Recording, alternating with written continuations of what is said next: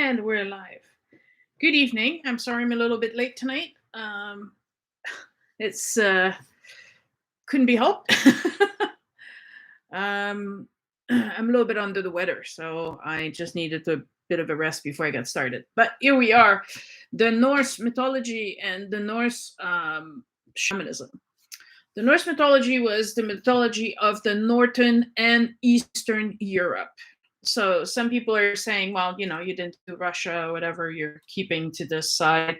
Actually, the Norse mythology covers Germans, Dutch, Danes, Swedes, Norwegians, Icelanders, some English, because the Vikings were invading in the English territory, so they affected the English as well, along with all the Slavs, which means the Russians, the Serbs, the Croats, and the Bulgarians, Romanians, Slovaks, and the Poles. So although the names of the gods may differ, their myths are about the same stories, and the myths, just like the Finns and the Lapps of Sweden and Norway, along with the Samoyeds of Russia, are described the same way, right? So I always give you the example of Jean, John, Juan. The name is the same name, but it's pronounced differently and it's spelled differently from one country to the next, from one language to the next. So in the same way, because those gods are described by their attributes, which meaning Thor is described as thunder, well, in Lap language, they will describe him as the god of thunder and lightning. And that's the name. He doesn't have a particular name associated to him. It's more his characteristics. So it's the god of thunder and lightning. However, when you start reading about these different gods, you start to be able to say, okay, well, the god of lightning for all of these different countries, different areas, is described as the same person with the same qualities, the same adventures. Even the stories are very resembling the same kind of things, depending on where you get your information from, right? So basically, they all the stories come from one origin. Now, all the books are clear that these different groups scattered through time in search of land, food, and safety for various reasons, climate change or flooding or famine.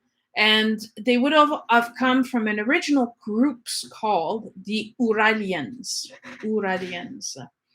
So the truth endures in isolated place, more so than in places where Christianity was able to influence the people earlier on. So as Christianity invaded the North, most of the ancient knowledge, because it was oral tradition, was lost. A lot of the lives of the people were lost, and also knowledge was held by the elders. So if for some reason some elders ended up passing away because they got sick or they didn't have time to pass their knowledge, then there's gaps in the stories, right? This is where we start seeing holes eventually. But the huge wars with the Romans, and then the advent of Christianity, and targeting specifically, like for the Celts, targeting the Druids, holder of the wisdom and knowledge, well, eventually, this knowledge becomes sparse and difficult to find. However, the more north you go, the nomads group were able to be the last to be converted and forced into assimilation. And so they withheld more of their structure, more of their actual stories or legends, or even their shamans as part of their center of their community. There's a law in Iceland that outlaws shamans. It was said that it was illegal if you would go a quest and try to awaken the nature spirits. So it's very interesting because Christianity infiltrated itself and made it an illegal practice to be able to practice your own belief, right? It's not something that is impossible or that we haven't seen, right? Especially with um, all the news recently. We know that that was part of their plan to assimilate the people, was to forbid them from talking their language, practicing their own personal practice or community practice. But nonetheless, the shamanism or the shamans have survived in the northern region of Siberia, the Lapps in Sweden, Norway, and Iceland, and higher north, not the North Pole, the Samoyeds, and all that. So it's not completely gone, but it's harder and harder to obtain the information and to study and to be accepted, because they're very weary of strangers and people from outside their circles. As we look at through the myths, what was very, very interesting, I have done a podcast on creation myth, and all of the creation myths are based on an individual that becomes aware that he exists. And then, with the help of forming a female aspect of himself, then creates the universe. In the creation myth of the Norse, it's very, very, very different, because it differs that there's already things that exist. So you will see my theory throughout this this podcast is I'm looking at it from a different perspective. I think that, first of all, the Norse mythology is based on a cycle of life and not all of life. It's not encompassing the beginning of time. It's only encompassing that age.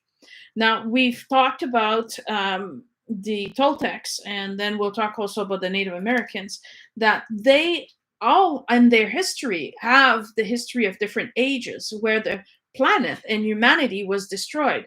One of those times they were destroyed by mist, the other one they were destroyed by fire, and the other one they were destroyed by ice, and then there was the flood. We know from history, from archaeology, from research and science, that there was a time where volcano activity produced so much ash in the air that it created an ice age. That from all the myths from all over the world, there was a flood that affected every single culture on this planet. So this would be the age that was created in between one of those age. So they already have ice that exists, and they already have fire that exists, and they say there's an emptiness in between, and that a giant called Ymir is born, and he's androgynous. So out of him are born multiple giants. He is fed by a cow whose milk is flowing from her tits, and so he's drinking that milk, and that's how he sustained himself. And the cow sustained herself by licking the ice. So there's a large piece of, I would like to say, land that's covered by ice, but as she licks the ice, within 3 days a human is freed from the ice. Then the first man is named Buri, and he marries one of the giant women that came out of Ymir, and he has Bor. Bor again marries another giant, and that's when Odin, Vili, and Vi are born. So they are living somewhere, but they don't recognize us at the earth. Now there's many giants everywhere, and there's very few of what we refer to for now as the gods, that are Odin and his family. And so they decide to kill the giant Ymir. By killing him, he fills the gap between the ice and the fire and becomes earth. And for the sky, they suspend his cranium in the sky that's held by 4 pillars, interestingly enough, named east, west, north, south. But it kind of contradicts any myths of creation, because although they created the earth, it's created by three men, and there's no female involved in this process whatsoever. And in every myth around the planet, it's always the female essence or goddess or whatever you want to call it that creates matter. So in this sense, they're taking out of the giant parts of him to create mountains, to create lakes, and his death creates so much blood that it floods everything and drowns all the giants except two. There's always two that survive everything, right? So those two giants escape.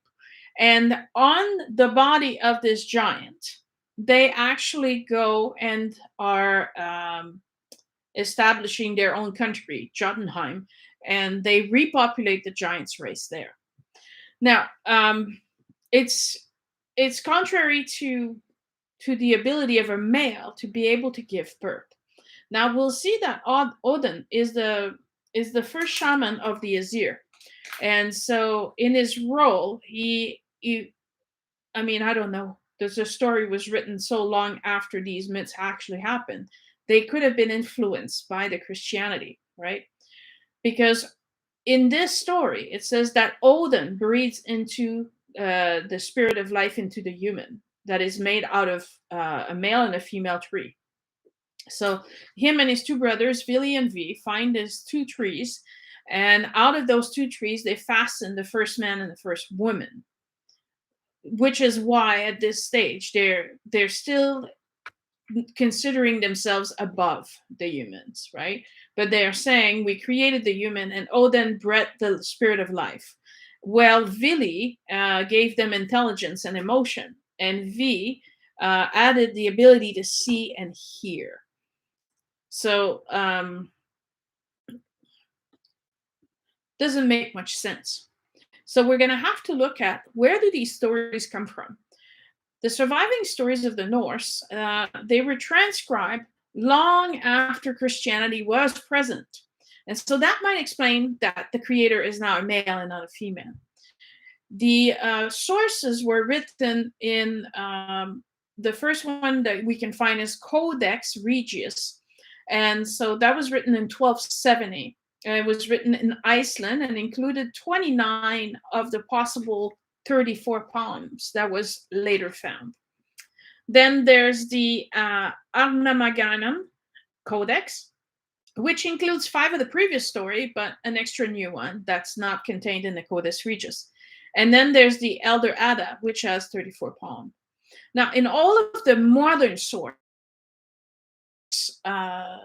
myths, you will find the name Snorri Sturluson. Now, Snorri Sturluson lived from 1179 to 1241, right? He's the source that is quoted in every single book because he took the time to write down the oral traditions that were still around at his time, around 1220. And he detailed the story. But that's how he's describing these. He's trying to preserve, as an antiquarian, the oral traditions that are being retold around him in Iceland. However, that's for him, that's all they are. They're just stories. And so he composed the prose Edda, that's what he called it. But he was Christian. And so I feel that when he's writing these, because he often makes notes and he ridicules some of the story, and he finds that some of the things are completely ridiculous. So he's not being an impartial writer. He's writing, but he's also putting it in his comments. And so you can see that he's judging these things, not just retelling them the way they were told. But he represents the Icelandic part of the Norse tradition. Now, there's another man, Saxo Grammaticus. He actually wrote 16 volumes in Latin about the history of the Danes in 1215. So you can see, for some reason, it happened around that time, 1215, 1220, 1270. It's all there. So there was nothing before then. He wrote the Gesta Danorum. Gesta Danorum is the history in Latin of the Danes. He tries to write all of the myths that he's heard and found, unlike Snorri Sturluson, who adapts the story. Saxo Grammaticus, is more of an historian in the sense that he actually hears a story, he writes it, he hears another story and he writes it, and he writes them all down. Just like the Brother Grimms did in Europe, as they collected the stories from all the different variated part of Europe about the fairy tales. If you buy this book, that is the original books of the Grimms, you will see there could be up to 7 stories about Snow White and 10 stories about Sleeping Beauty. Depending on the location, the stories varied a little bit from one place to the other. So Saxo Grammaticus honored that and wrote them all out. Some people who want to write about the Norse's legend find his writing extremely confusing, because they're saying, well, it's a mix-up of stories, the timeline is wrong.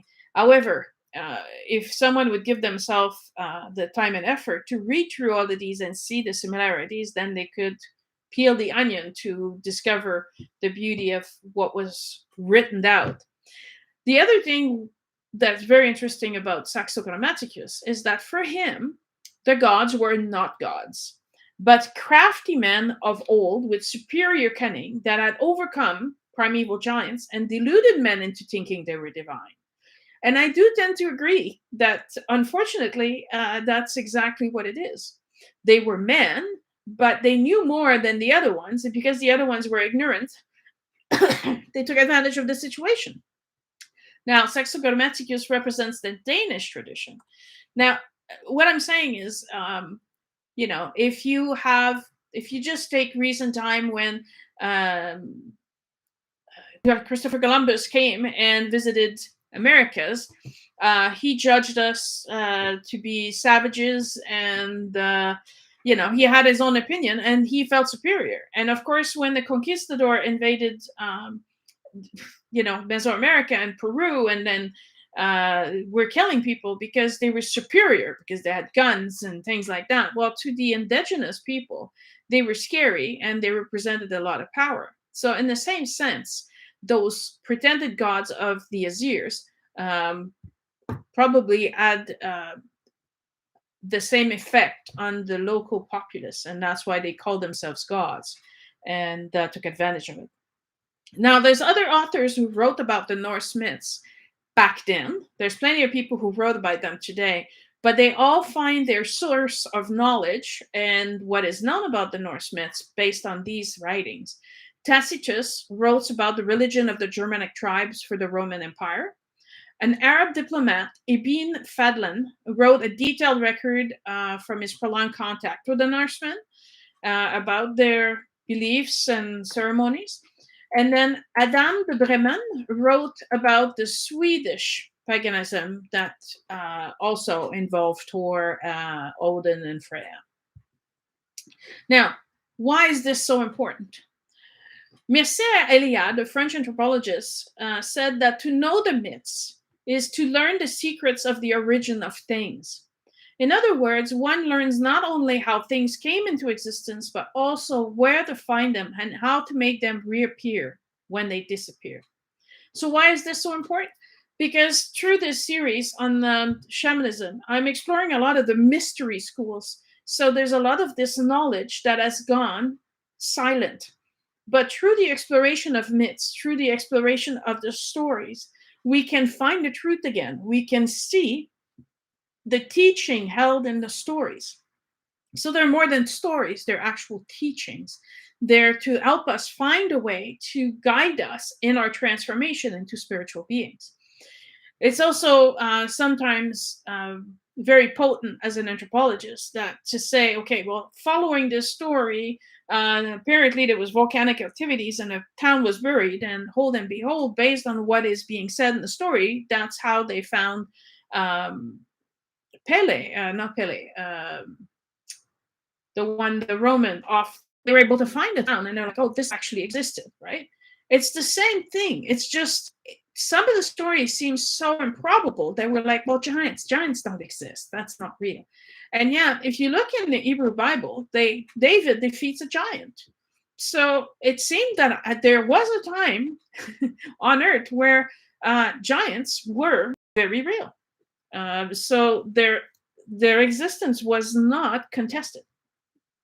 Now, the similarities of the myths between the Norse and other countries echo that there's a further distant uh, communion of these stories that first started and then expanded all over the world. There's a story that disputes the payment of fortifying a city wall. It exists in the Norse culture, but also the Greek mythology about the Troy wall. Balder. Balder is one of the only one that survives Ragnarok because he comes back from the world of the dead and enters the new age. Now, Balder is also the equivalent of Christ consciousness, this light of love, just like Buddha or Jesus, or also Adonis for the Greeks, who raised from the dead. It's Odin that is much like Osiris, as he travels to the underworld and that he dies and then is resurrected into the new world as a shaman. The Norns are the three women who know the past, the present, the future, and wove the fate of all living beings in the Norse world, much like the fates in the Greek mythology. The Valkyries travel the fields of battle and collect a soldier for Odin, much like the Morrigan in the Celtic myth. To see a woman on a battlefield meant certain death. And even the Slavic god of fire, Svarazik, as the equivalent in the Greek god Hephaestus. So there's almost not a character in the Norse myth that is not associated to something else in multiple other cultures. The most important one is the divine tree. The Greeks, the Hungarian, the Indians, the Chinese, the Japanese, the Persian, the Hindus, and ancient Egypt all have the story of a divine tree like the Norse do. And the shamans in the Himalayas call it the tree of immortality. Sometimes it's the world is holding only eight worlds. The tree is holding 8 worlds. You have to climb through 7 worlds in order to attain your destination, which is the 8th world. So it's interesting because in the Norse mythology, everything is in 3s or 9. So one wonders if, in an effort to keep the number 9, they created another world inside of Yggdrasil, the Norse sacred tree. But if we look back at the other podcasts, within a certain realm, sometimes you had 3 more steps or doors to pass to get through this realm. So that could also be it. But in all, there's about 9 circles of hell, or 9 circles, 9 worlds attached to the Yggdrasil tree. Now, the tree was before and will be after. So the tree never dies, and the tree holds all life. I mean, the tree holds entire worlds. Now, it goes to ask Midgard and all that. We'll go through all these different worlds, but all these worlds are connected. So is it worlds or country or, I'm not sure. But it's holding different aspects of life.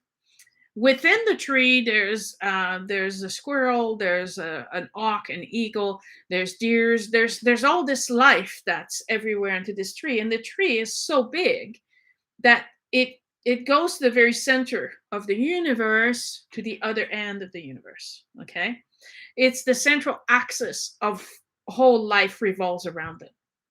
Much like the Kabbalah tree in the Kabbalah tradition, it holds also all the secrets of life. Now, the worlds described in the Norse mythology is the first ring, which would be the highest ring or the upper world, contains the Azir home in Asgard, the Vanir home, the Vanaheim, and the home of the light elves. Light elves in that context could perhaps consider angels, light beings. And so it's Alfheim. Now, the second ring, which would be the equivalent of the middle world would contain Midgard, which is the land of the humans, Nidavellir, the land of the dwarves. Now, the dwarves in this case, not so much as little people, more as beings that lived inside of caves, forged metal, and preferred darkness. To prefer darkness to the point where it was said that if they were seen in sunlight, they would turn to stone. So you have to make the difference between the word dwarves and the way it's described and what some people nowadays wrongly term little people that way. And then the land of the giants was also in the middle world, Jotunheim. So we're all different realms. And yet, if you read through the Norse mythology, you can travel from one realm to the next. You can just cross a river and you're in the other realm. So it's divided by mountains, it's divided by water, but somehow they're still connected. And in the third ring, which would be the lower world, we'd have Svartalfheim, the home of the dark elves. Not too sure what the dark elves would be exactly in that sense, because Nephelheim is the land of the dead, so where all the souls of the dead go. In the Norse tradition, there was the Vikings were the biggest influence, and they were a warring kind of people. And so they developed their mythology that if you died in combat, if you died armed with a sword, an axe, or whatever, if you died in battle, you were rewarded and would go straight to Asgard, to the hall of Odin in Valhalla, and there you would prepare for Ragnarok. But if you died sickly of old age or any other reason, then you would go to Niflheim. That was the land of the dead that died for any other purpose but fighting. And then there's Muspel, the land of fire. So Niflheim is a place that is not hell as we have come to describe it, because it's very cold and icy there, as opposed to Muspel is the land of fire, so the burning and the hotness. But no one really seemed to reside there. It's just that it exists, this land of fire. Now, if we look at the upper world, there's two realms of gods, the Azir and the Vanir. Now, the Azir is the one that we hear the most about, which has all the stories about Odin and Thor, and Ragnarok and all of these. They were the younger group of gods. Now, this is very interesting. There's an older group of gods, which are the Vanirs, and the younger group of gods, which are the Azir. Now, the younger group, the Azir, is the story that remains mostly. We know very little about the Vanirs. But the Azir love the war, they love strife, they love cunning, and they don't like peace. When things are quiet, they're bored and they go looking for trouble. That's literally who they are. They can't sit still, they can't enjoy this wonderful heavenly-like life. They don't care about that. So they're continuously looking for trouble, tricking people, and very greedy as well. So it's they're not the best gods, I've heard. They're not necessarily kind. Odin is described as the god who takes away life and favor in battle because he needs valiant soldiers to help him during Ragnarok. So he may make you think that you're going to live long and prosper in battle, and then he'll take you because you're a good warrior and he needs you up there. So he's very selfish in that sense. Now, the Vanir are an older, wiser group who are described to live at sea or even under the sea. They were peace-oriented.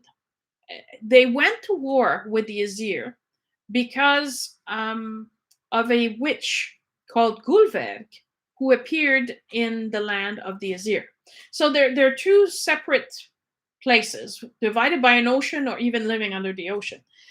And Gulverg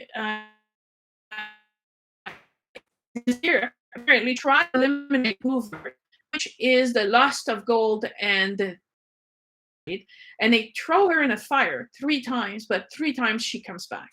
So if the personification of greed as basically rotted in the Azir. They try to eliminate it, but it keeps coming back. What does greed do? Well, it's corruption. It's, it brings about a lot of things. And so when the Vanir realized that the Azir had not eliminated Gilvar, they went to war with them.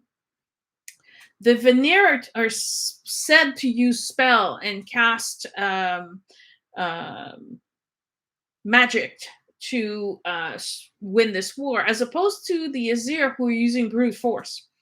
So they're two very different kind of people, and no one really wins the war. They just realize that they're tired of warring, and this will never end, because between their two forces there'll be no actual winners. So they're deciding to have a peace treaty and exchange some leaders. This is when the Vanir send the wise Nord and his two children, Freyr, a man, and his sister, Freya, while the Azir sent over Onir and Mimir to live in the ocean. Now, the Vanir are led by the sea god of fertility, Azir. They have close tie with nature, peace, plentiful. They have a knowledge of plants, healing arts, untamed nature, which means that they're not trying to build things. They're trying to live with nature, right? Fertility, animals, wisdom, cycle of life and death, rebirth, which is really, really important. You'll see in a minute, and ability to see the unseen. It was Nord's wife that was Earth Mother, but because the Azir refused for her to come over, she was separated from her husband and children. So we can see here this separation, the matriarchal strength that came from the Vanir is eliminated with the Azir. The Azir become a patriarchal society, which is very unlike shamanic tribes. Usually shamanic are led by matriarchal society. And we'll see what that does to the Azir. Now, they were said to hold off with magics and spells and sorcery. So they knew something of the unseen world, right? And personally, I will say that the Vanir were the Lemurians, where the Azir were the Atlanteans. And so they kind of disappeared from the myth stories because they disappeared from the world. They were destroyed. And so the Azir kind of took over, and that's why we only hear about them after. The beginning of the story is very short, where there's a war, Freya, Freyr, and Norge come over, and then we don't really hear about the Vanir much after that. So they were the older of the true mystery of the knowledge of the soul and the way to transform into a divinity. So the idea behind this is that as a human in Lemuria, you knew you were human, but you knew how to transform into your divine self, and therefore recognize your ability to co-create and become a divinity yourself, which is why the Azir calls themselves gods, because they recognize a part of themselves is that divine self. And so that's what the differentiation was between them and other humans not initiated in the mystery. There's some debates that Heimdall was also from the Lemurian or the Vanir, but because he required no sleep, he was all seeing and all hearing. And so these are the qualities that someone who is able to get outside of their physical body, to travel time and space, to know things. So it's possible that he was part of them. So now, part of the Azir is main characters, and we'll stick to the main characters because overall there's about 24 gods and goddesses in the Norse mythology, but they play very minor roles. So we're going to stick with the big important roles. One of the very important role is the Trickster. The Trickster in Egypt was Set. The Trickster in the Native American is simply called the Trickster, but is often associated to a coyote. Interestingly enough, with the Norse mythology, the Trickster is Loki, and Loki has a son that is a wolf, so equivalent to the Trickster of the America. He's also referred to as the father of lies. And who else uses that term but the Toltecs? The Toltecs say that the father of lies is the trickster, is the one who tricks you into believing false belief. Now, he is important. Why is he important? Because he's the one who provokes change. He provokes the test and brings about the transformation of everyone who he encounters. Now, with every test, you have the choice to choose a good outcome or something that will bring a negative outcome. But it's you that chooses. He's only there to provoke the choice to be put in place. What do I mean by that? Is if you don't have to make a choice, well, then life just goes on, right? It's peaceful, nothing changes, and it's a little routine. Then chaos occurs, and you have to make a decision. And it's that decision that you are judged on or that you are evaluated on, and to see if you are worthy of being initiated further into the mysteries. He must play this role because without him, there'd be no growth and there'd be no change. It's true his evil disposition and changeable mood that he creates the difficulty endured by the gods, but it's also him that helps them out. So he's when they can't seem to be getting out of trouble, he's the one who eventually fixes it until he becomes so angry with the gods that he just creates Ragnarok, which is the end of the world. He always cheats with all the lies. He's very cunning. So that is Loki. So every time something bad happens, Loki gets blamed, but it's actually Loki who did it. So then next comes Freya. Now, Freya is the primary goddess and sorceress, and has the same position as Isis in the Egyptian mythology as a magician, a knower of magic and secrets. She is apparently the most beautiful thing on earth and is very powerful. She can transform into a bird and she can travel to the underworld. Now, she was said to be married to Odur or Od, and some confuse that with Odin. But this is where you have to be careful because there's the name Freya and there's a name Frigg, and some people say, oh, they're one and the same. But if you're confusing Frigg with Freya, Frigg, when her son Baldur dies, is unable to retrieve him and to go to the land of the dead, which is something Freya can do. So they're not the same.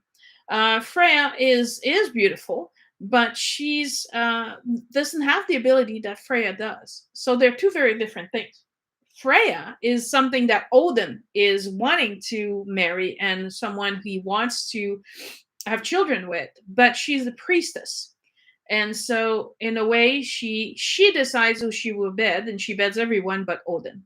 So this adds insult to Odin, who eventually marries Frigg. But Frigg is not Freya. Freya is the older of foreknowledge, meaning she knows what will happen. She has the power of a life and death, which is, if Frigg had this power, Baldur would have never died. She is love, intelligence, healing, and she can glimpse the patterns of cosmic, space, time, and fate. So because of all this, she's not Frigg.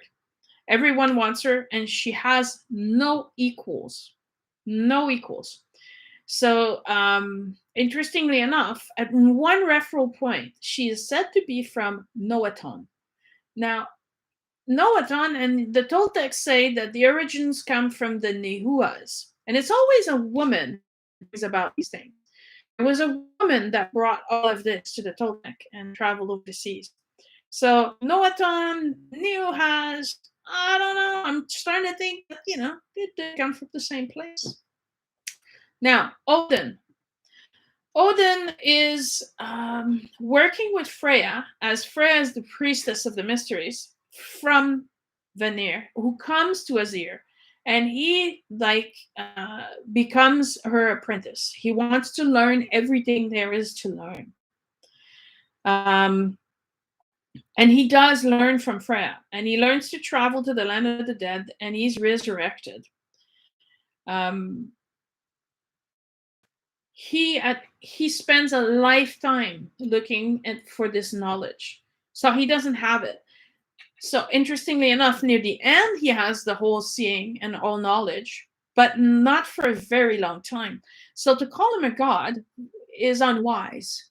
And he was the father of all of them, and so the other ones are even less wise than he was. So it's long after his initiation that he obtains knowledge. It's not after several sacrifices that he obtains more wisdom, right? Wisdom and knowledge are two different things. Now,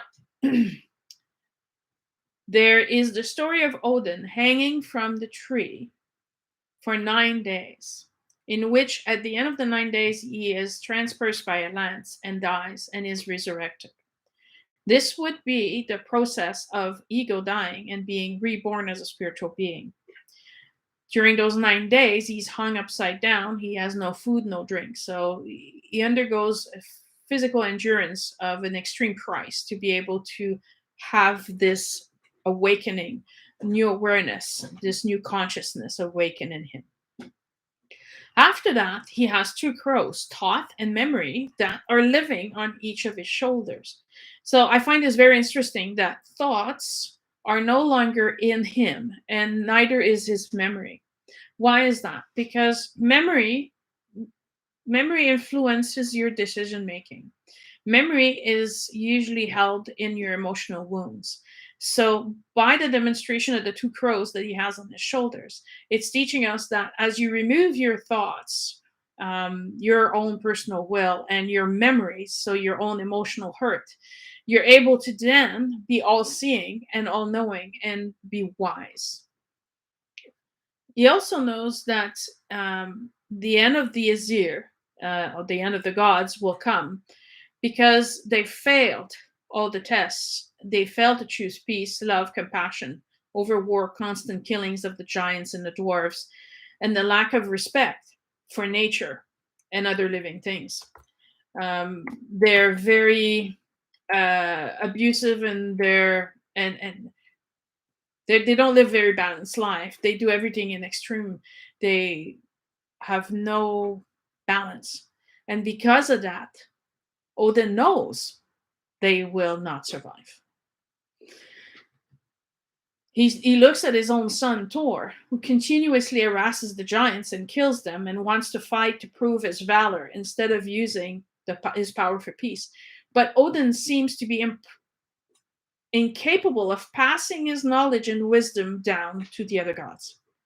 He understood the necessity of doing the process. He understood why it was important to become the spiritual being, become the divine self that he can be. But he was unable to convince anyone else. In most of the stories, you see Thor traveling and just building a name for himself and being extremely violent. And that's all that matters to him. There's no real spiritual quest in any of the stories, except for Odin. Like the Norseman shaman, he is described in all the stories as wearing a blue cape and a large brim head cover. So some of us could think of a big hat, but it could also be just a hood that covers his eyes, right? And he established rules of living that he actually tries to pass to his nephew. He brings this knowledge. So he doesn't bring it to his son, but he brings it to his nephew. Maybe he thinks his son is unredeemable. I don't know. But these are the things that he instructs his people to do. And so they're embedded inside of the Norse myths. You're not to envy another man's wife. You should stay at home at night. Never be seduced by women. Make reserve of food. If you want a woman's love, make a fair promise, meaning that don't take the woman and rape her. Actually promise her in marriage and honor her. Respect the old as they are wise. Be generous to the needy man. Value life itself. Cherish and celebrate friendship. So it's trying to say be friendly as opposed to, enemies. Beware of treachery, because that's all that's in the that's basically one after another in the Norse myths. Practice moderation. And you often see the gods getting in trouble because they're too drunk to do anything else but be drunk. And so that's what causes their most of their problems. Be hospitable. And those were the guidelines which Odin gave his nephew. The Azir decided that it was better to win fame and obtain a good name that would outlive them. And if we look at the examples of the Vikings, I mean, what do people actually remember of the Vikings? Is that they invaded, is that they destroyed, they pillaged, they that's the stories that survived them, not their ability to culture the land or anything like that. That didn't stay. It's their violent activities that survived them the most. Although they were great seafarers and had great knowledge, it's not what they're recognized for. Now, within the Norse myths, we also have the tests and rites of passage. And we've seen in the previous cultures of the mystery schools that the initiate must undergo some testing in order to pursue their training. In most cases, they had two levels of caste, right? They had the initiates, which would have been pretty much everybody in the Azir, right? Because they had incredible strength, they had youth, they had power. They must have somehow had received some initiation into why they would call themselves divine. But in order to pass to the level that Odin obtained, they had to be tested. In one of these stories of the myths, Thor, along with Loki and Thialfi, go on this quest, and they want to find this place, and they're looking for giants again. They're looking for trouble. However, they failed. Each one of them failed their test. The idea held by all shamanic culture is that peace is important. We are all equal, and we should all live in harmony with nature. And it's everything that the Azir did not do. The Azir wanted to conquer. The Azir wanted to impose their will on others. They just, if they didn't like you, they just killed you and wipe you off the map, basically. So they weren't able to pass. And so I'm sorry, I'm saying so a lot, but the idea is the Azir are the explanation of what happens when a group of people is unable to adhere to the mystery teaching of spirituality. They're defeated in the end. They destroy themselves. They destroy themselves by creating all their enemies. Instead of being, I mean, yes, Loki is cunning and things, but it's the mistreatment of Loki that makes Loki eventually turn completely evil. And it's the binding of the wolf that makes the wolf angry, because the wolf was able of intelligence and he could talk. And so, but they were afraid. And because they're afraid of him, they bind him for like eons.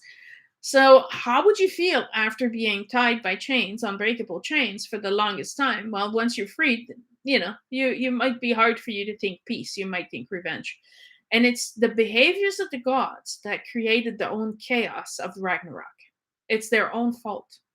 And Odin also realizes that there's a responsibility that he needs to bear facing the actions that his people took.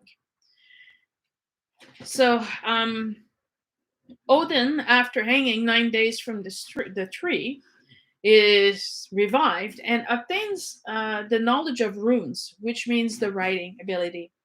He also realizes that it's okay to ask for help. Now, imagine for a god to say it's okay to ask for help. It must have been quite surprising knowledge. And so for some people, it would mean that if you go through this process, then I'm going to need help. Why would I do that? I'm already strong. I'm all powerful like Thor. So you might not want to submit to this death of ego to become completely enlightened with spiritual light. Odin spoke of freedom, being able to uproot hatred, and I doubt that very much, because he was able to uproot the hatred that Thor had for the giants. So although he knew that that should happen, he was never able to apply it. He could control the elements like the wind and the sea. He could communicate with the dead.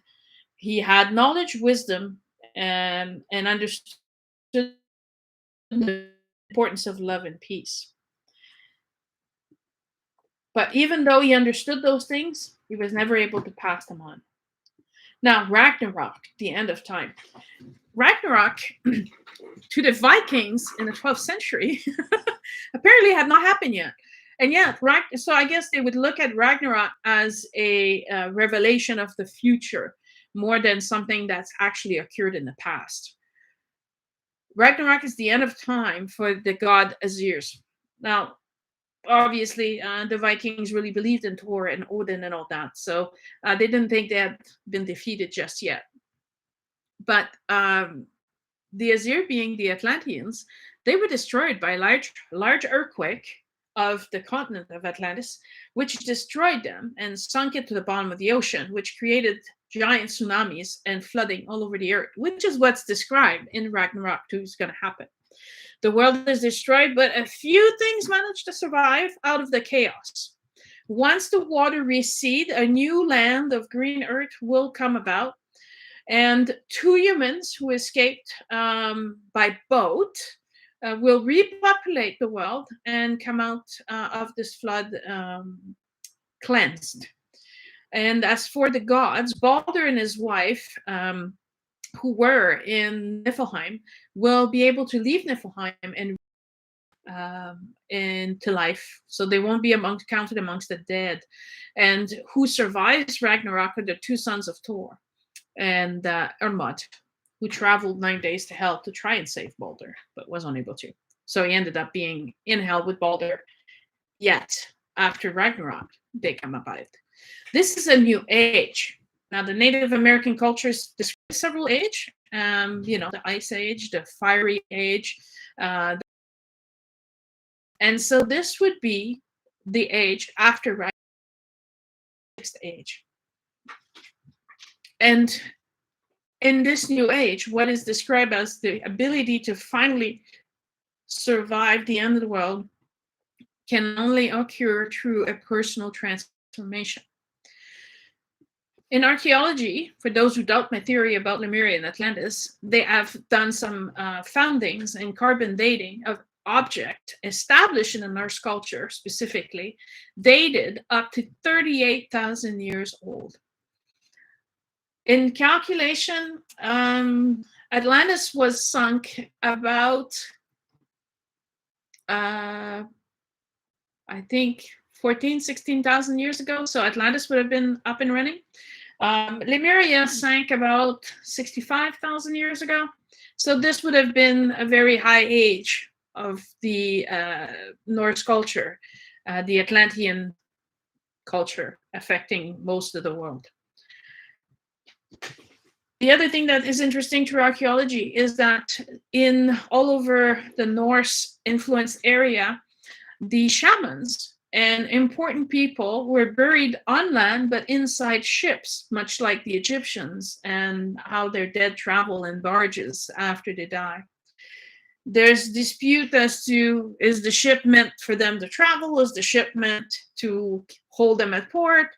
That's not important. The importance is they felt that the shamans and the important people were to be put inside boats, even if the boat stayed on land and the land was then covered up and became mounds. The shamanic worldview of the Norse. All right, so now we're establishing a very large area covering the entire north, because the southern part would have been Celt. So as we're going north and we're talking Siberia, we're going all the way down to the other end there. All of this part at a very specific shamanic worldview, which doesn't vary much from other shamanic worldview. But anyway, these are the precepts. Everything has a spirit. If you're wondering what that would look like, I'm inviting you to look at Frozen again. Yes, the movie by Disney.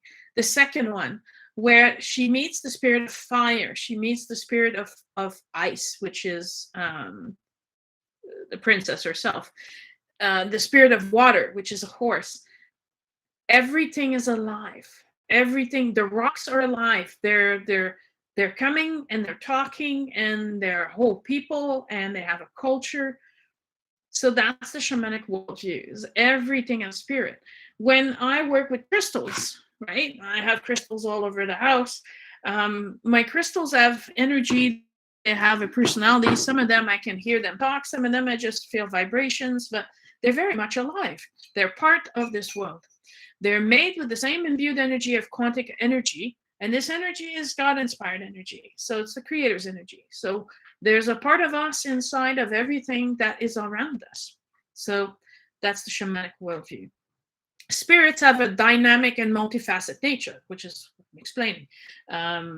It not necessarily, I mean, to think that a dog is not intelligent or that they don't feel is because you've never taken the time to observe a dog, but the same can be applied to a ferret, to a bird, to anything. But trees also responds to threats and understand your intent. Now, they might not understand your language, but in a research recently done, a researcher was trying to measure energy and to see if the plant could understand his intent. And so he dipped the plant in this hot coffee and nothing much happened. And then he was thinking. So his intent was to put the plant on fire. And all of a sudden, the energy reading completely spiked. So the plant could read his intent. It wasn't harmed by the coffee, but it would have been harmed by the fire. So in that sense, we need to start looking around ourselves and how are we treating everything that is around us, right? The shaman is to journey to the realm of the spirits. The realm of the spirits is not necessarily to communicate with a bunch of ghosts or monsters or whatever you might think. The realm of the spirits is the realm outside of this physical body.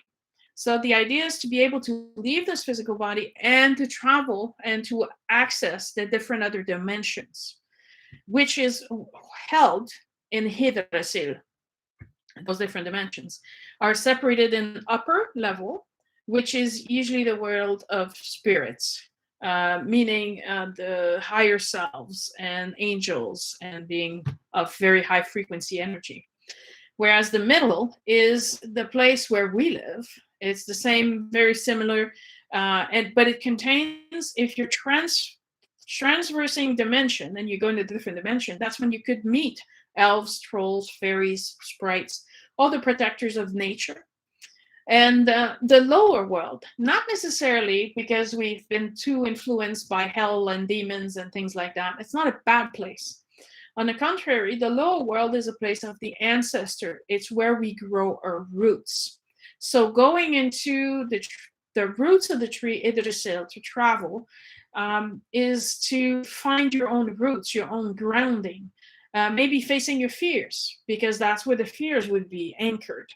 So traveling through the different worlds is to get to know yourself. Now, the idea of the shamanic practice is that you live in harmony and you honor rituals in the sense that you honor tradition, you honor knowledge for its wisdom. You also honor the wise of the people that came before you. We all our ancestors in gratitude, because what they went through is part of our own growth. As we are born, we are made from DNA from our father and from our mother. Scientific today say that there's a whole bunch of junk DNA. They don't know what it's for, so they call it junk, until one day they finally match up with shamanic knowledge that all the junk DNA is actually the DNA from our ancestors. We carry in our body the lineage of their learning and as a community, as a family, and what we need to grow and touch. In the same way, everything we eat becomes part of us because we eat them, we eat their energy. And so their energy becomes our energy. So we're all intermingled with all of these things that become part of ourselves. The shamanic holds the view that the world is created in dream time by creator. And so nothing in the third dimension is actually real. This is all a dream, which is why being able to travel to the other dimensions where reality actually exists is so important. And basically, we're all equal and we should all share our resources. Shamanic practice are usually held within communities. And in the community, you wouldn't leave someone get cold because you all know each other. You all live together. Nowadays, we live in a world that is very divided. we work with a certain group of people, but we live with another group of people, and we sometimes live in different towns, and we're not connected to the neighbors. When I moved here to my new house 4 years ago, I tried to introduce myself to the neighbors. I tried to even invite them for a meal, be friendly, and they all viewed me with suspicion. I was the weird one. So I tried, right? So I'm trying to be kind. I'm trying to connect with them when I can, but there's a reticence, a coldness of people. My friend lived in a building of condos, and she knew 2 neighbors in an entire condo building. She didn't know who her neighbors were. She didn't talk to them. We didn't know what they looked like. We lived isolated lives. And so the shaman was bringing the community together. They were usually women. That's men that would join the role of shaman who were usually gay.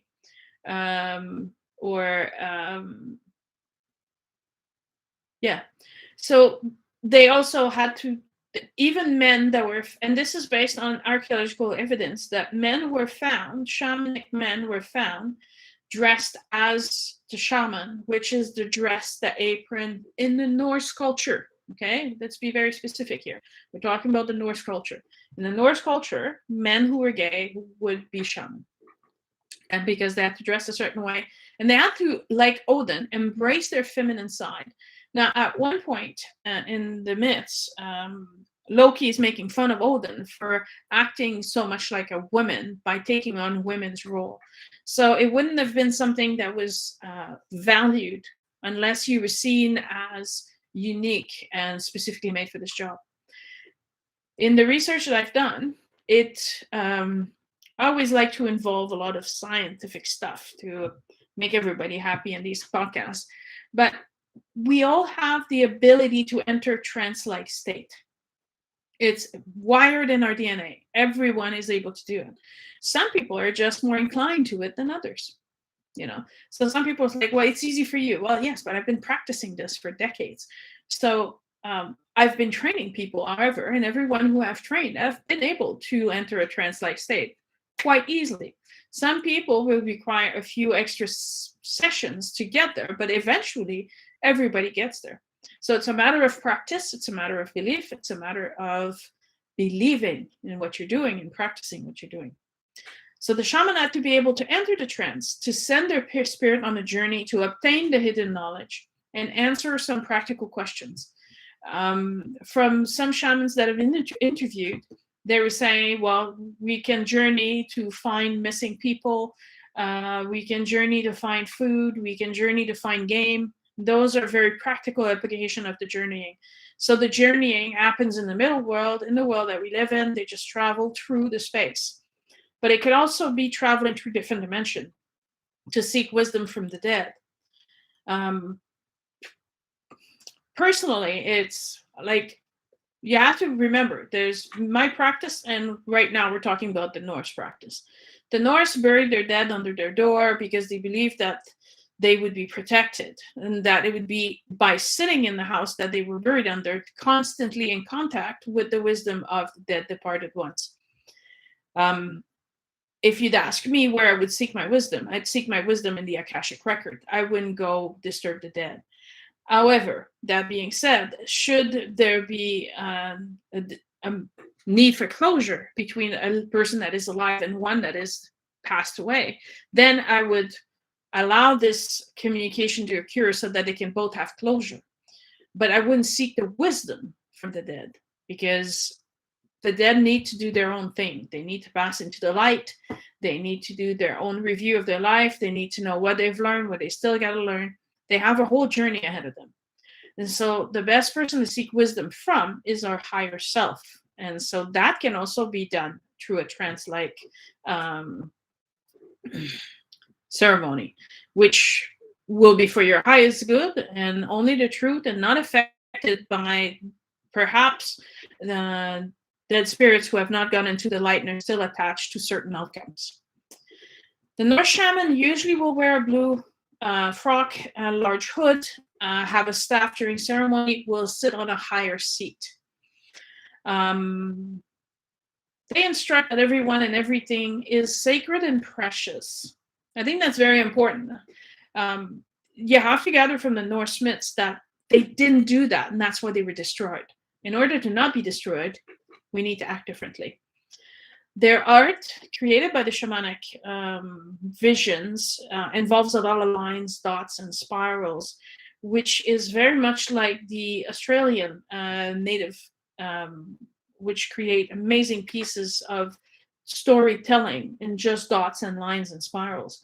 And the shamans of the Norse also function in the same way. They create the same imagery. So it's very interesting that the very high north and the very opposite south in Australia, they have the same visions of dots, lines, and spiral that inspires them through their storytelling and through the sharing of information after the vision quest.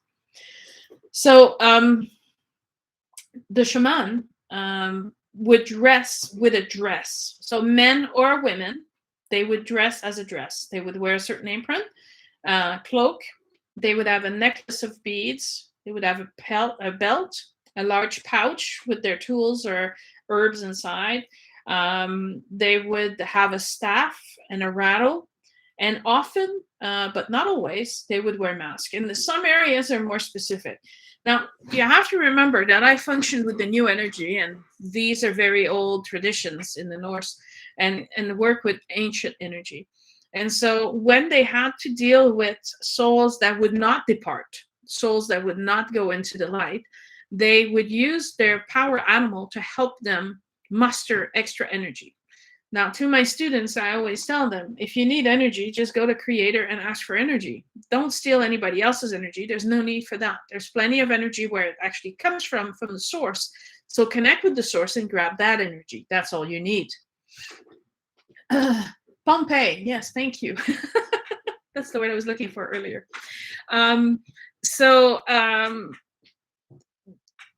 The energy is available through you. You just have to open your crown chakra and accept the energy and a request for it, and you'll be granted the energy. No more special requests than that needs to be asked.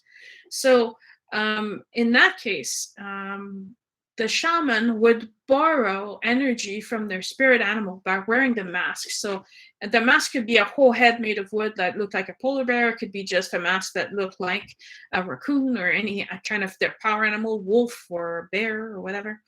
But that's ancient, right? So when you're listening to these podcasts, you have to understand the difference between us reviewing old beliefs and what is now, after the shift, how do we operate in this energy in this world? So I don't use mask because I don't use the power of anything else but Creator.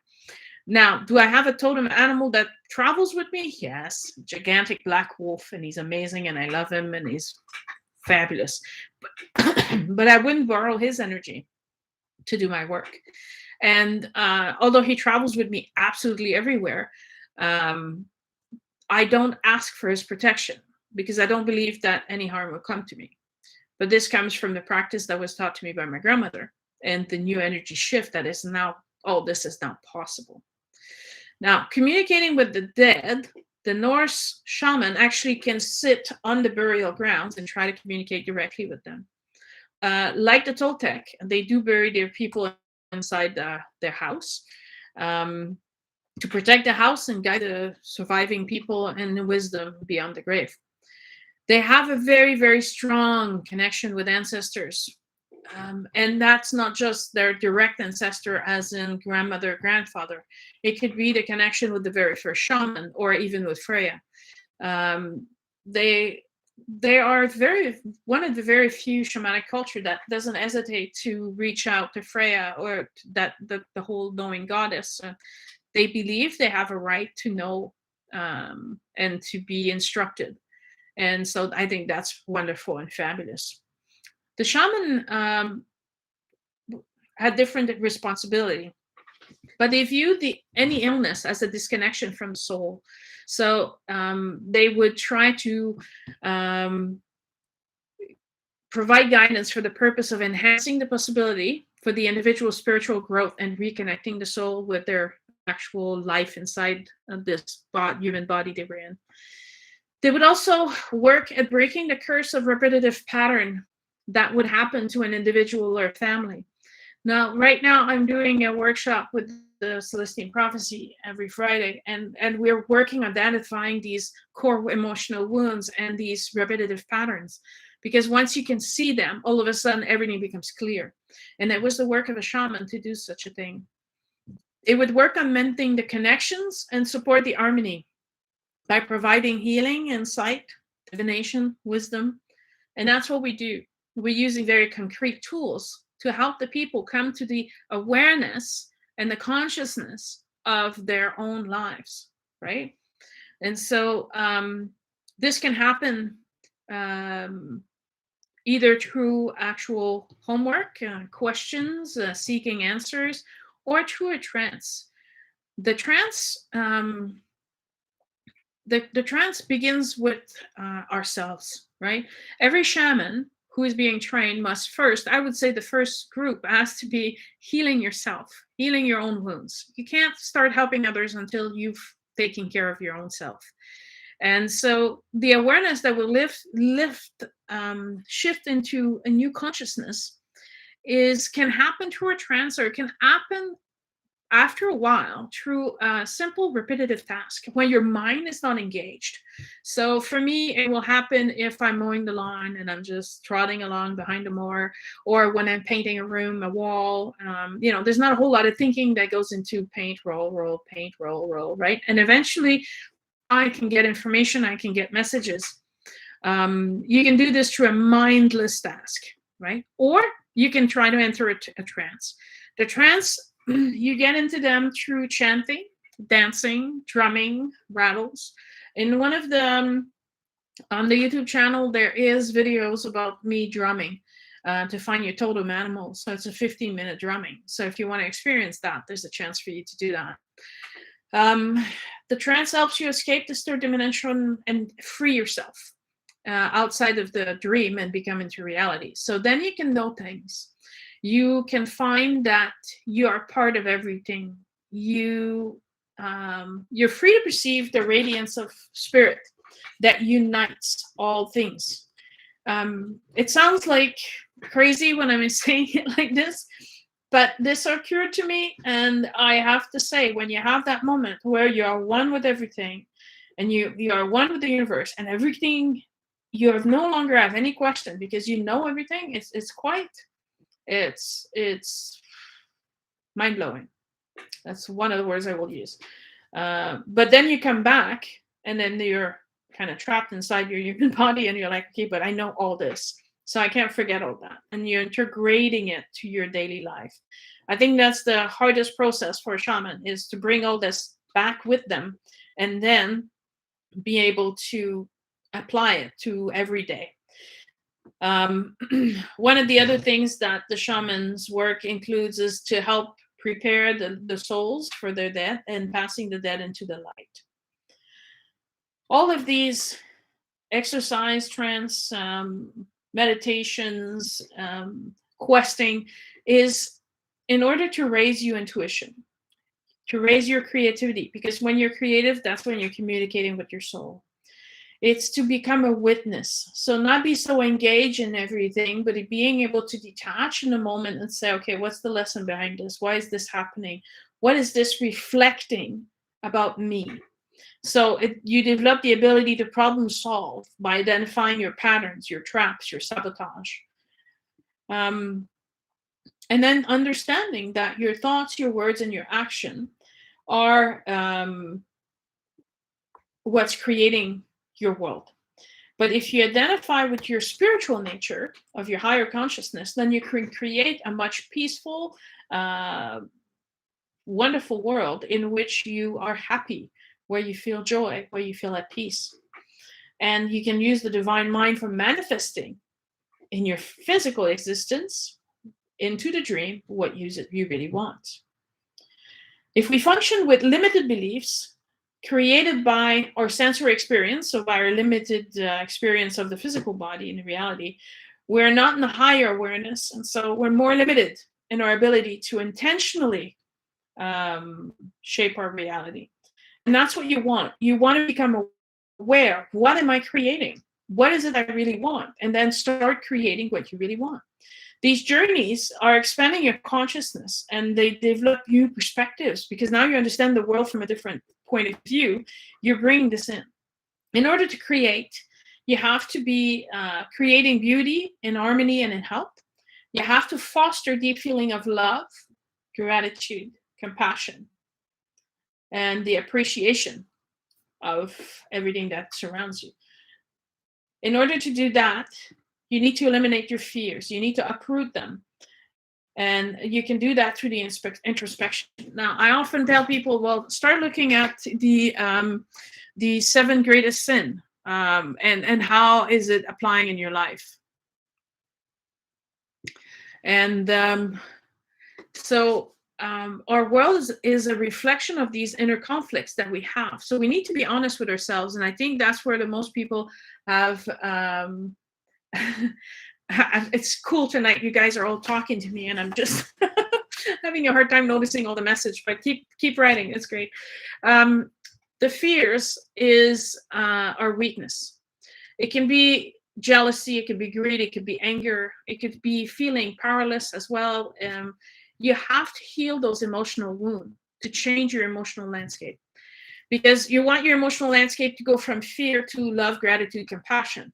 But in order to do that, then you have to really go deep. I had someone who was interested in doing that Celestine Prophecy workshop with me, but when they found out that they had to do a timeline and examine their life, their whole life in detail, they walked away, and they're like, no, I don't want to go there anymore. And I'm thinking, well, if you're still afraid to look at it, it's because you're still hurting by it. There's still something that you're hiding from. And it's complete honesty, complete introspection. And reflecting on those inner conflicts and being honest with yourself, that you can finally heal yourself. It's not easy to do on your own. So hopefully you have a wonderful teacher or a friend that is willing to walk that walk with you.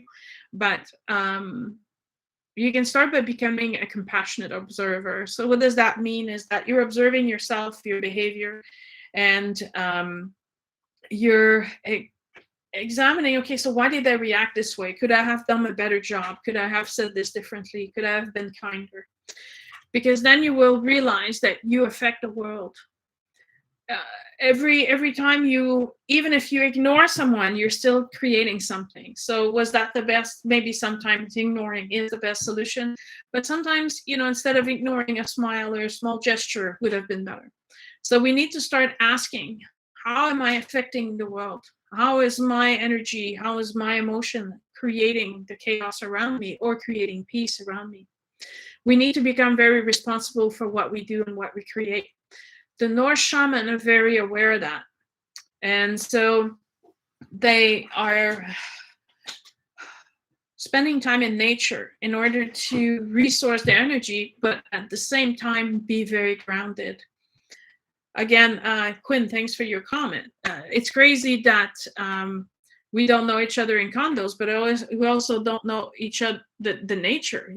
We live in a 4th or 3rd story areas, and we're completely not connected.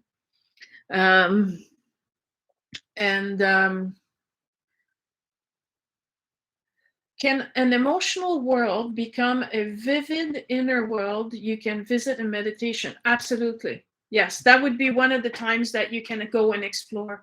One of the recommendations I have is that if that's the case and it's something that you want to experiment, through the process of Akashic Records, it's something that I teach, but something simple. You will go on the meditation and you will find yourself in your mind creating a safe space. Now, for me, it's an alcove of trees. There's a waterfall, there's a pond. It's always bright and well lit. It's covered in flowers and moss, so everything is comfortable. Nothing is hurting. I can lay there, I can sit there, or I can go and swim or go under the water. And while I'm there, I can explore, okay, how do I feel? And examine what is going on inside of me and could be perpetrated in the safe room as well. So definitely something you can examine. And do you have any resources you recommend for working within that world? Yes, so my recommendation would be to study more about Akashic Records. That would be a safe and easy way to do this, and very simple, and feeling very supported. Um, Akashic Record is the safest way to achieve that, because you're in a safe place, you have access to your own personal records, and you're able to examine in detail all that you have done. If you are looking for emotional wound in a more mental way of working with it, in a more aware way, you can try the Celestine Prophecy Experimental Guide by James Redfield. In this book, he covers different exercise, different exploration, different meditations. So that's also a very good book. No problem. All right. So the shaman then are very close to nature, and they work with elementals. Now, I don't know if you know what elementals are, but elementals are the spirits working in nature in a different dimension than we are. So they would be all the fairies and the sprites and the gnomes and the elves. They are there to grow things. They are there to, but they're supposed to be evolving with us. So there's been quite a chasm that occurred. So I recommend that if you want to know more about elementals, you watch the podcast on elementals and hybrids. And one of the things that every culture that has shamanic practices, the Celts, Mesoamerica, Persia, the Essenes, the Egyptian, they all believe that self-empowerment will come through a questing vision. In the Norse culture, it is done outside. All of them are done outside, but in the Norse culture, it'll be done in a forest, or it could be a very desolated area. And we don't mean to be mean to ourselves, right? You don't do this in the middle of winter. You wait until a nice summer night, and so you'll go questing on a peaceful, warm night where you won't be injuring yourself and won't.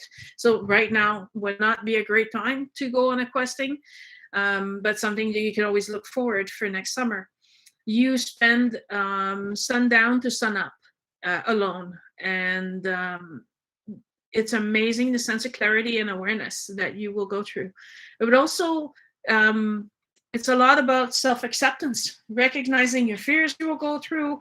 In her book, Evelyn Ridzik suggests that although you're the one going for the questing, you be surrounded by one or two people that will make sure that you're safe. In the Celt tradition, the initiate is sent in, but they have a limited space in which they'll work, and the druid, the teacher or the master, will look on and make sure that nothing will attack or harm the initiate during that night.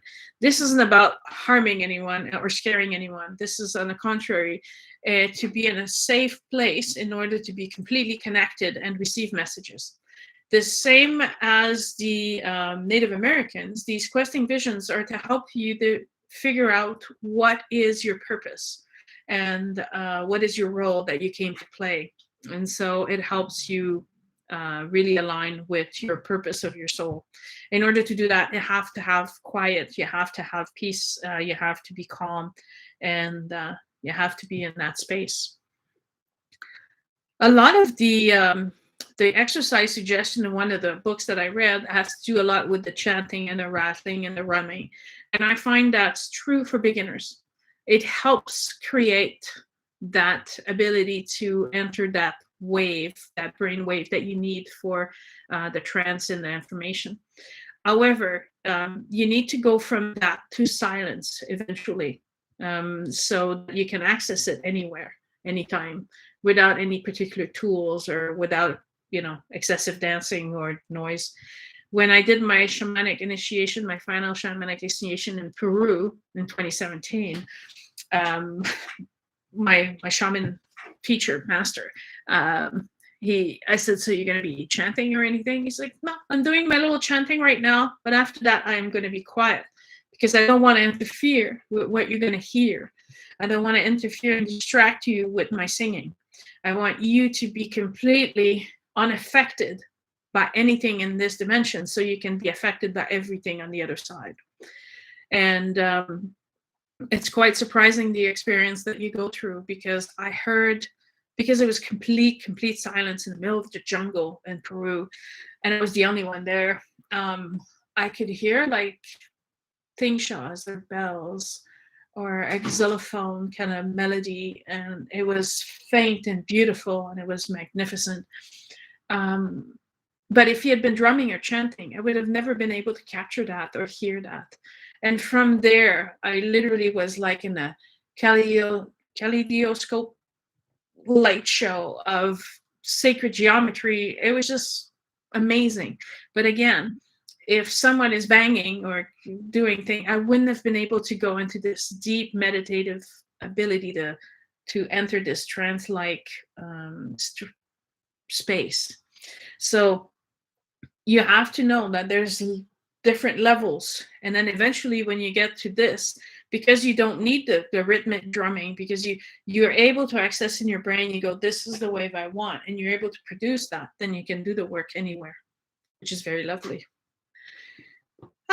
So the Norse describe the path of the shaman as just like the Toltec, that it requires an aspect of a spiritual warrior. Okay, and I have to agree with that, because we are constantly distracted. We are constantly pulled in every kind of direction, and it's difficult to stay focused and always align on this goal. I mean, we don't live in an outside community in the middle of the desert where, you know, we can be in prayer 8 hours a day, and you know, it's just not what we do. So the aspect of the warrior is to always be present, not fighting, but you keep refining your vision. You keep strengthening your connection to Creator. You keep taking spirited, supported action to bring about harmony and balance in the world. So you keep not necessarily going against the current, but you keep making an effort. You keep being present. You keep being there.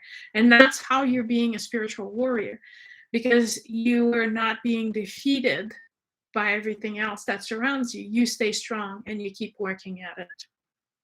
So Mark had some questions. He's the one that brought about the word I was looking for was Pompeii. Thank you, Mark. And I answered his question through the podcast. And Quinn, it's true that sometimes we have to take, we have to wonder, you know, we are finding things in graves and we're trying to analyze it based on some knowledge that we have of certain societies. And sometimes archaeologists are completely baffled. They don't know, like the statue they found that's carbon dated 38,000 years old makes no sense to them, because that should not exist. Pottery should not have been invented. And they're saying, you know, that kind of defies a lot of the theories they had in place. If you read some of the books on the land of Mu, which is Lemuria, they found some tablets. And based on the tablets, they found a city buried under 3 roads. So they dug deep and they found a road, and they dug deeper, they found another road, and then they continued digging, and then they found a bunch of ashes, and under the pile of ashes, and we're talking like really deep, they found a better road than the first 2 roads, and still intact if it had been covered in ashes. So meaning that they started digging at that level, and they found an entire town, and they found things that made no sense to them, because there were things from Asia in Central America. And they're like, so there was trading that existed before. So where we think that it's just been a constant, you know, slow evolution of us becoming more and more able to travel and to exchange commerce between one part of the world with another, these findings are now impossible to explain if that was the case. However, if you believe that they were higher societies like Lemuria and Atlantis, and that they were destroyed, then we can see why we took a step back in our evolution. Just think, starting tomorrow, you no longer have the internet. You're going to miss the good old encyclopedia that your parents had, because, you know, nowadays people just Google things, and they don't have access to the information. So it wouldn't take long for us to fall apart. On this note, I will leave you until next week, where we're going to be working on the Greek mystery school. So if you have any questions and you're not watching this live, don't worry. You can simply ask your questions. And yes, I do love history and archaeology myself. I'm a bit of a scientist, above the fact that I'm a shaman. I think one of my soul's purpose is to reconciliate science with actual shamanic traditions.